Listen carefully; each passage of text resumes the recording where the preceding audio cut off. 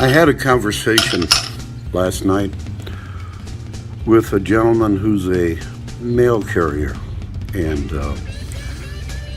he's not just an ordinary mail carrier. He's one of these people that delivers mail out in the country, a rural mail carrier. And the conversation started out with us discussing how when these countryside mail carriers are on their routes, that in the month of July, the Kentucky Department of Natural Resources and Wildlife volunteers them and enlists their help in the annual rabbit and quail count. And we talked some, and he told me about how he'd be driving along and he'd scare up a quail or see a couple of rabbits run across the road, and how he'd make note of it and then proceed to turn it into the Department of Wildlife. And conversation took an unusual turn when he started to tell me about some of the other things that he had seen. One day he was driving along and he saw a large, furry, long-tailed cat, somewhat in the darkness, but in the bushes. You could see it, but maybe not see it totally like you would want to. And it was carrying something big. And he'd made the comments about this giant, big house cat type cat with some sort of prey in its mouth to a couple of the other mail carriers, and they said, well, it was probably a bobcat. The problem with that is bobcats have very short tails.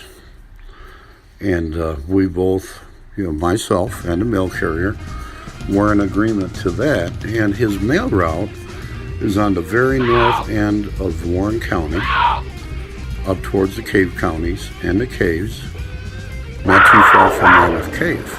And when I was up there visiting this summer, I discovered in a roundabout way, because it seemed like people really didn't want to talk about it, but there was a man, and there still is a man, that roams Mammoth Cave in search of the Mammoth Cave cougar. He has even taken plaster castings of the cougar's paw prints. So, very interesting. This rural mail carrier up in that area of the country, seeing something like this.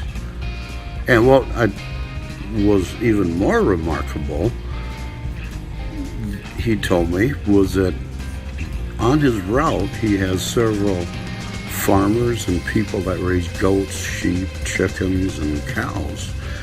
And he'd commented to me that several times a year people would mention to him that, hey, let me tell you something. We went out to feed the goats last night, and we found one of them just slashed to ribbons over next to the barbed wire fence.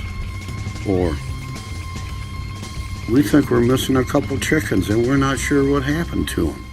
But we know there's a rip in the chicken wire. So, unusual to say the least. True? Who knows? But, these Wildcat stories have been around for a very long time. Even as far back as 1967, Bob Dylan wrote about them. In that song, All Along the Watchtower, he writes and sang, off in the distance I could hear a wildcat scream. So, there are the facts. You have a mail carrier, he delivers mail, he saw a large cat with a long tail. There's a man that has plaster casts of the cougar. And back to Bob Dylan. Bob Dylan is still alive, and he wrote the lyrics to that song.